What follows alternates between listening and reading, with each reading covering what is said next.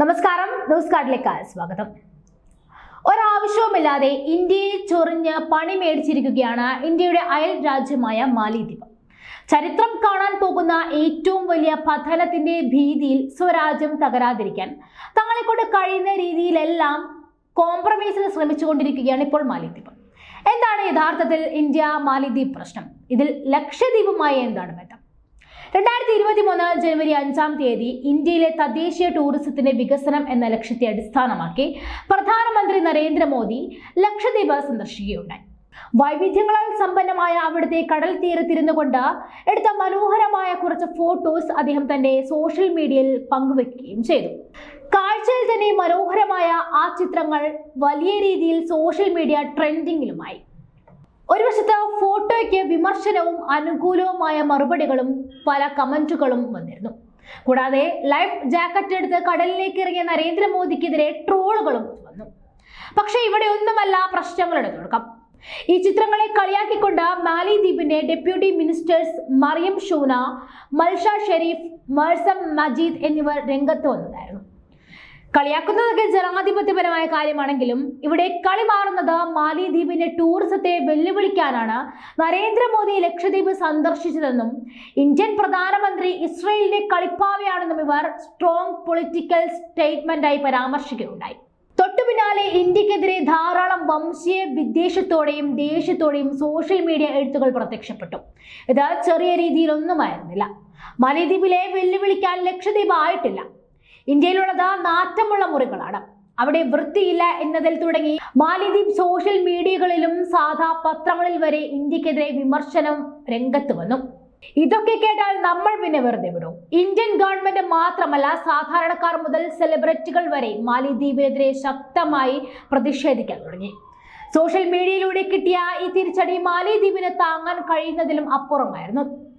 Indian മഹാസമുദ്രം ഇന്ത്യയുമായി പങ്കിടുന്ന അയൽ രാജ്യമാണ് മാലിദ്വീപ്. ഒരു മാലയുടെ മുത്തുകൾ എന്ന പോലെ ചേർന്ന് കിടക്കുന്ന 1192 ചെറുതും വലുതുമായ ദ്വീപ സമൂഹങ്ങളാൽ ചുറ്റപ്പെട്ടതാണ് മാലിദ്വീപ്. ഇതിൽ 187 എണ്ണത്തിൽ മാത്രമാണ് ജനസംഖ്യയുള്ളത്.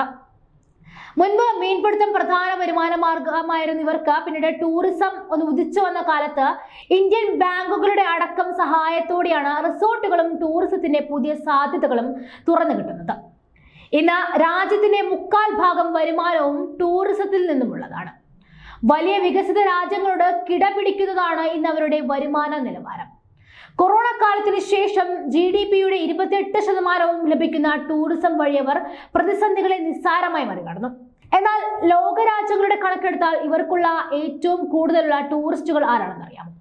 അത് നമ്മുടെ സ്വന്തം ഇന്ത്യക്കാർ തന്നെയാണ്. വളരെ എക്സ്പെൻസീവായ ഈ മാലിദ്വീപിലേക്ക് പ്രതിവർഷം 2 ലക്ഷത്തിലധികം പേരാണ് ഇന്ത്യയിൽ നിന്നും സന്ദർശിക്കുന്നത്.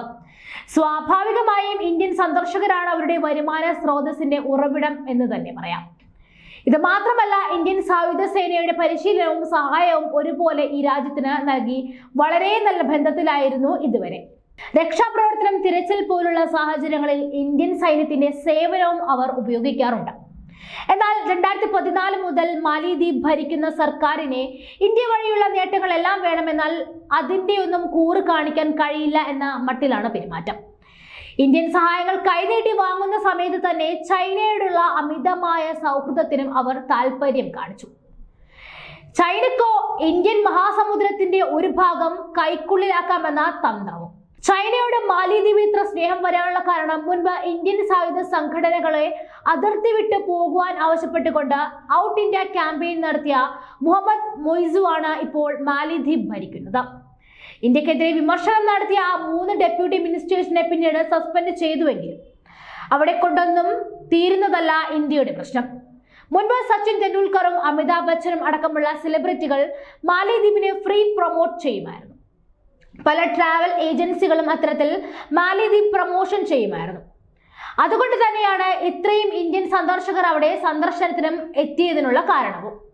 എന്നാൽ ഇന്ത്യ മാലിദ്വീപ് ബന്ധം ആടി ഉലഞ്ഞതോടെ ഇവരെല്ലാവരും മാലിദ്വീപ് ടൂറിസം അങ്ങ് അവസാനിപ്പിച്ചു. ഇത് മാലിദ്വീപിന് വലിയ തിരിച്ചടിയായി. ഇതിനൊപ്പം ലക്ഷദ്വീപിനെ പിന്തുണച്ച ഇസ്രയേലും രംഗത്തെത്തി. എന്തായാലും മാലിദ്വീപ് ഇന്ത്യ തർക്കം ഇങ്ങനെയാണ് മുറുകുന്നത്. വളരെ മനോഹരമായ ലക്ഷദ്വീപിൽ ടൂറിസം കൊണ്ടുവരിക എന്നത് ഏറെ നൂലാമാലകൾ നിറഞ്ഞ കാര്യമാണെങ്കിലും അത് സാധ്യമായാൽ ഇന്ത്യൻ വികസനം മറ്റൊരു മാനം കാണുമെന്നത് ഉറപ്പ്.